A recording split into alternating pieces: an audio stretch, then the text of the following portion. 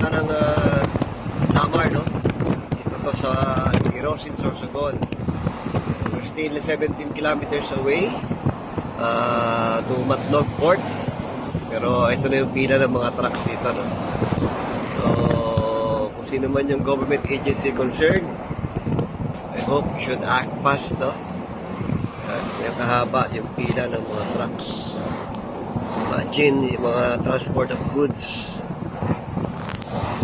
Yung mga Shopee natin, medyo sigurado yung mga Flash Express, medyo kahaba. Still 17 kilometers away pa to Matlog Port. Yung mga delivery, madali lang konti yung mga delivery ng yung mga orders sa Shopee. Ayan, GMT, ito pa, GMT, more. Yan yung mga Shopee nyo, no? So, ganyang kahaba. Tayo sa intersection ng Matlog Bulan.